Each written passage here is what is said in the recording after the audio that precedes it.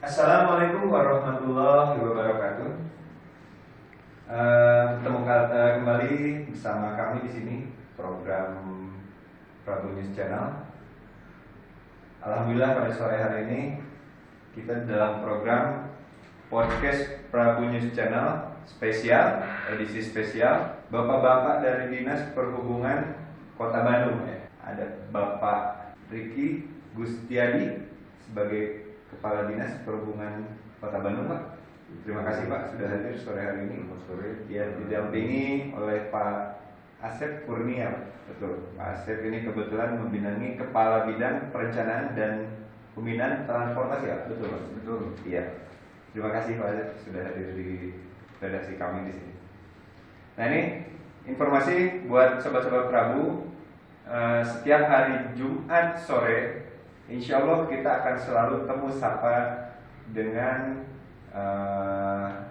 tokoh-tokoh atau figur-figur dan pihak dari pemerintahan kewilayahan yang ada di Kota Bandung maupun Provinsi Jawa Barat. Jadi nanti silakan sobat-sobat Prabu dimanapun berada bisa berinteraksi secara langsung di nomor redaksi kami. Barangkali ada yang ingin menanyakan atau membutuhkan informasi. Nah, tema kali ini kita akan angkat yang berkaitan dengan transportasi, Pak. Transportasi. Nah, kebetulan memang kita ini berada di Kota Bandung, Pak. Jadi kami mengundang bapak-bapak yang memang berhubungan berkaitan dengan transportasi yang ada di Kota Bandung. Nah, ini Pak, boleh saya mungkin bertanya ke Pak Kadis dulu, Pak? Mohon maaf. Boleh Pak diinformasikan kepada pemirsa dan sobat-sobat Prabu ini untuk situasi dan kondisi saat ini sebetulnya Pak, dengan keadaan semua Pak ya, komponen transportasi, baik pun dengan sarananya, armada dan program yang sudah berjalan ini seperti apa Pak yang sekarang sudah berjalan sampai saat ini? Baik, Sobat Prabu News dan para pemirsa yang kami bawakan dengan hormati, tentu saja di sore hari ini kami dari pemerintah Kota Bandung, CQ Dinas Perhubungan Kota Bandung, kalau bicara masalah penyelenggaraan public transport Kota Bandung, memang tentu saja bagaimana kita hadir sebagai regulator untuk menghadirkan pelayanan public transport atau dalam hal ini bagaimana menjamin mobilitas masyarakat Kota Bandung ini bisa melakukan perjalanan baik itu pengumpulan barang dengan aman dan lancar dan selamat dari Jakarta sampai tujuan destinasi. Tapi dalam hal ini memang kami Dinas Perhubungan Kota Bandung tentu saja dalam penyelenggaraan transportasi ini memiliki rencana strategi, Pak. Strategi Dinas Perhubungan Kota Bandung yang mengacu kepada rencana penyelenggarakan RPJMD, rencana pembangunan dan pengembangan daerah Kota Bandung 2028-2023. Tentu saja ini tidak terlepas dari visi misi Kota Bandung, Pak. Ya. Visi dari para Kota Bandung mewujudkan Bandung yang unggul, yang sejahtera dan agamis. Ya. Kami mengemban misi keempat, Pak. Bagaimana mewujudkan Bandung yang nyaman melalui perencanaan tata ruang, pembangunan infrastruktur, kemudian pengendalian pemanfaatan ruang yang berkualitas dan berwawasan lingkungan. Ya. Tentu saja ini ada tujuannya tadi sudah jelas dari misi kita sudah bagaimana terwujudnya infrastruktur dan tata ruang yang berkualitas dan berwawasan lingkungan. Sasarannya tentu saja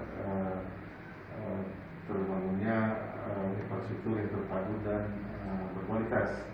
Nah, jadi yang terpadu dan berkualitas ini tentu saja harus ada semacam target sasaran. Bagaimana di sini salah satunya bagaimana mengurangi jumlah penyebab kemacetan. Salah satunya bagaimana mengurangi kemacetan Kota Bandung. Nah, tentu saja bagaimana karena kondisi perkembangan pembangunan infrastruktur jalan terbatas, Pak. Hanya sekian persen, kalau tidak salah setiap tahunnya hanya kurang lebih dari 1% ya. Di bawah 1% begitu. Tetapi pertumbuhan kendaraan bermotor di Kota Bandung ini, pemilikan kendaraan bermotor baik roda 4, roda 3, barang penumpang itu setiap tahunnya kalau tidak salah pertumbuhan sampai 13%, Pak. Betul. Lebih. Artinya kepemilikan motor aja di Kota Bandung ini hampir 1,5 Betul. juta per tahun, Pak. Kalau yang pemilik dan roda 2. Sehingga Bapak bayangkan dengan infrastruktur yang terbatas, dengan pembebanan mobilitas yang tinggi, penggunaan kendaraan motor roda 2, roda 4, angkutan umum barang, sehingga memang tentu saja pembebanan lalu lintas ini cukup tinggi di Kota Bandung. Hal inilah salah satu strateginya tadi saya sebutkan bagaimana mengurangi jumlah kemacetan yang ada di Kota Bandung. Salah satunya mungkin strateginya bagaimana kita mengalihkan penggunaan kendaraan pribadi ke kendaraan angkutan umum. Ini salah satunya strategi sebenarnya yang dimaksud adalah bagaimana masyarakat dalam melakukan mobilitas di Kota Bandung ini target kita 30% menggunakan angkutan umum, 70% menggunakan kendaraan pribadi. Betul, Pak. Sehingga pembukaan lalu lintas akan berkurang di ruas-ruas jalan tertentu. Tentu saja nanti diikuti oleh kebijakan lainnya. Artinya kebijakan pembatasan pergerakan kendaraan pribadi. Contoh misalnya bagaimana dengan tadi salah satu bagaimana dengan kebijakan ganjil genap bisa terus bagaimana menaikkan tarif parkir yang mahal di tengah kota, Pak. Ya, betul. Kemudian road pricing seperti di Singapura, ya, lewat bayar. Bagaimana caranya setiap masyarakat menggunakan kendaraan pribadi menjadi mahal, Pak? Iya. Mahal di ongkos operasional ya. Kos operasional kita tekan ya, Pak. Dalam hati malas kalau saya pergi ke sana pakai kendaraan pribadi ngeluarin uang banyak banget nih. Ya, kalau gitu mas, sudahlah, oke angkutan umum saja kan gitu. Tapi kan dengan catatan, Pak, angkutan umum ini harus terintegrasi, terpadu dan berkualitas, baik secara kuantitas maupun kuantitas, Pak. Nah, performanya harus diperbaiki dulu. Nah, nanti inilah nanti yang harus terpadu dan terintegrasi angkutan umum. Kita baru pasti harus hadir, Pak.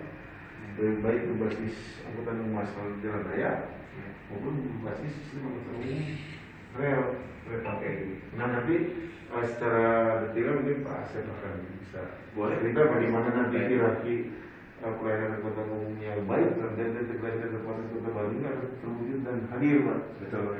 Nanti apa saja yang sudah hadir, ya, baik di artinya, para transitnya maupun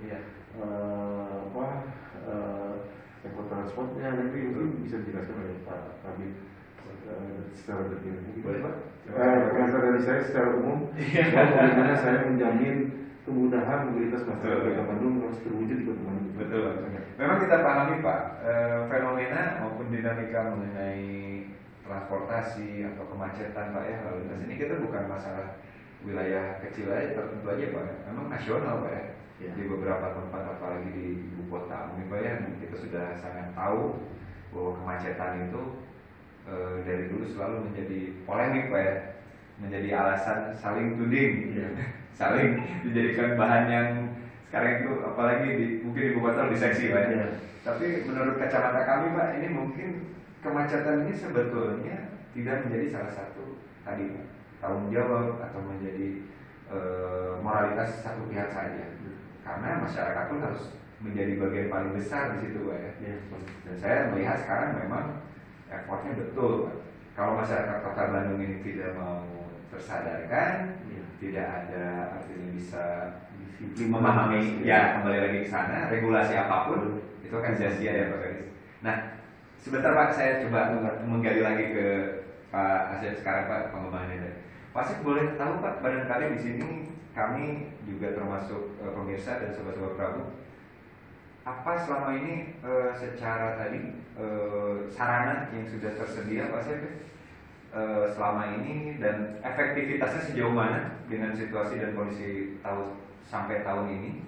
Kemudian mungkin ada, Pak, tadi inovasi-inovasinya baik dari program armadanya atau fasilitasnya tersendiri yang sudah terbarukan. Mana Pak Asep barangkali bisa informasikan. Terima kasih. Assalamualaikum warahmatullahi wabarakatuh. Waalaikumsalam. Iya. Apa tadi sebutnya itu? Sobat Prabu, ya. Sobat Prabu kita. Ini sobat. terkait tadi sarana prasarana Ya, Pak. di bidang perhubungan untuk mengatasi kemacetan di Kota Bandung, perlu kami jelaskan bahwa berdasarkan Bandung Urban Mobility Plan, Pak. Jadi ada jadi ada perencanaan mobility plan Kota Bandung. Bahwa untuk mengurangi kemacetan itu strateginya yaitu yang pertama tadi membangun public transport ya. Jadi dijelaskan bahwa public transport itu ada berbasis rel dan berbasis jalan raya. Ya. Nah, untuk berbasis jalan raya memang biayanya lebih murah kalau ini berbasis rel Pak ya. Betul. Kalau berbasis kebetulan dari tahun kemarin kita mendapat bantuan salah satu kota yang dibantu oleh Kemenhub selain Kota Medan Pak.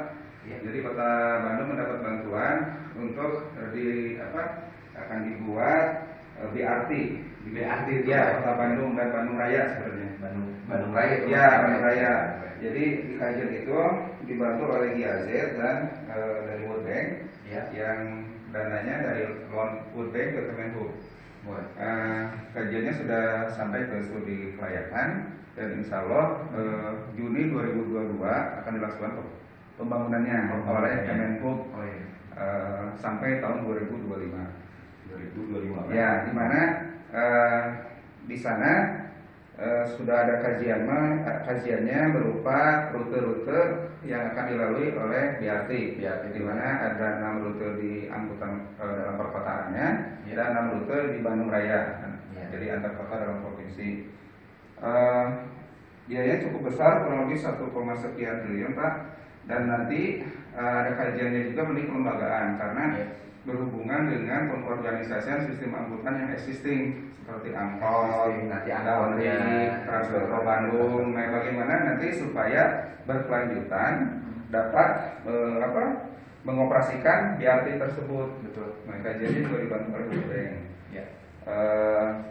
Selain itu kita juga mendapat bantuan dari British Embassy yaitu mengenai penataan angkutan kota, di mana penataan angkutan kota ini rencananya akan diintegrasikan dengan tadi BRT dan dijadikan feedernya angkot. Oh, feedernya Pak ya? Ya. Pembangunan feedernya itu. Ya, itu dibantu oleh British Embassy. Selain itu untuk mengurangi kemacetan ada road network itu yaitu membangun jalan-jalan yang sudah namanya itu udah jenuh Pak kemacetannya di persimpangan. Betul. Seperti kemarin kan di Jalan Jakarta, terus di Jalan Garsuk, dan saat ini sedang dibangun di Cibaduyut ya, Cibaduyut bypass itu jalan nasional ya. Jalan nasional itu ya kementerian PU. Dan selanjutnya juga rencananya akan dibangun yang di Jalan Surya Sumantri. Sebenarnya sudah dilakukan pembahasan antara lainnya. Jadi mulai keluar pasir nanti rencananya akan dibuat yang ke bawah itu Pak. Underpass. Terus juga di Samsat, terus juga di Buah Batu. Dan mungkin jangka panjangnya ada UTR ya, UTR dan apa itu Pak? UTR itu ya. Jadi tol jalan tol dalam kota. Tol dalam kota itu Pak. Nanti dari Pastur ke Ujung Berung, jalan rumah sakit tembus ke Gede Bage. Penghubungan antara lingkar utara selatan itu Pak. Ya, nanti juga ada Pak. Nanti NS Ring juga ada. NS Ring juga ada di dalam kota. Tapi nanti tembusnya ke kilometer 149 Purbalingga itu Gede Bage Pak. Yang Gede Bage itu Pak ya. Nanti kalau kita itu dibuka akan terhubung dengan UTR dan maupun NS Ring Pak. Ya makanya lanjut Pak. Ya, selain itu juga mungkin kalau dari Bandung penambahan jalan juga kita melakukan TDM atau Traffic Demand Strategi. Ini syarat pemberlakuan Traffic Demand Management itu di mana angkutan umumnya harus baik dulu Pak. Jadi semua jalan yang akan dilakukan TDM harus bagus. Ini masyarakat bisa milih. Contohnya kayak Trinwan itu TDM juga ya, jadi perbatasan itu kendaraan pribadi. Betul. Itu masyarakat bisa pindah angkutan umum, jadi ada pilihan gitu. Makanya kita perbagus dulu angkutan umumnya. Selain itu juga ada tadi Pak Kadis menyebutkan road pricing. sudah di Singapura, di Jakarta juga mungkin sudah uji coba. Terus penerapan tarif parkir yang mahal di pusat kota itu sudah banyak untuk TDM-nya strategi percepatan. Dan juga manajemen rekayasa lalu lintas. Nah, apabila ruas jalan tidak bisa dilebarkan, tidak bisa dari rehopper, itu bisa dilakukan manajemen rekayasa seperti jalan Sukajadi, yang asalnya 2 arah mungkin menjadi 1 arah. Itu. Nah itu Pak Sep, dengan segala macam tadi yang sudah dilakukan, baik secara inovasi dan pembaruan ya Pak ya, sejauh ini apakah itu menjadi program yang efektifkah atau tetap Pak dengan ini permasalahannya ada di sumber daya manusia yang lainnya? Secara rasionya ya Pak bisa menjadi ukuran, karena kita lihat juga di beberapa kejadian, contoh Pak di ibu kota lah saat ini Pak ya, jalan juga terus dilaksanakan, tapi tepat kayaknya masyarakat atau manusianya juga Pak yang jadi masalah. Kira-kira kalau di Kota Bandung seperti apa nih Pak? Kondisinya apakah sama seperti itu kondisinya atau berbeda Pak? Enggak apa tadi, ya, tapi secara fenomena ya, seluruh dunia seluruh Indonesia ya, besar juga bahwa fenomena adanya wabah penyebaran COVID-19 ini, ini memang agak sedikit kita harus mengedepankan protokol kesehatan Pak. Ya, artinya memang ini juga ada semacam mindset di dalam masyarakat, persepsi lah, bukan persepsi bahwa kalau menggunakan angkutan umum takut akan terjadi semacam klaster dan klaster sih, terjadi penyebaran lebih masif, lebih produktif Pak, lebih cepat ya. Ini kan sebenarnya tidak Pak, artinya kami mempersiapkan angkutan umum sebelum beroperasi, kita selalu menggunakan standar maksimal di dalam protokol kesehatan Pak. Betul. Contohnya tadi baik kendaraan umum maupun penumpang umum barang sebelum dilakukan pengujian kendaraan umum disebut disinfektan Pak. Kesehatan dibersihkan, kondisi layak jalan operasional. Nah, kami pun dalam hal ini membuat juknis kepada sebuah operator, baik itu operator udara, kereta api maupun jalan raya, bahwa mereka dalam melayani masyarakat pengguna jasa transportasi umum harus satu sebelum beroperasi disebut disinfektan. Terus awak kendaraan bermotornya juga harus pakai protokol kesehatan, ada tersedia hand sanitizer di dalam mobil, semua pakai masker. Terus kemudian juga mereka setelah operasional itu dibersihkan dan disebut disinfektan. Kemudian ada jarak bangku yang memang harus diindahkan. Karena di PPKM level 2 ini kita dalam hal khususnya contohnya masih load factor diperkenankan itu 75% Pak, belum 100%. Baru sampai 70%. Kalau level 1 bisa 100% lah.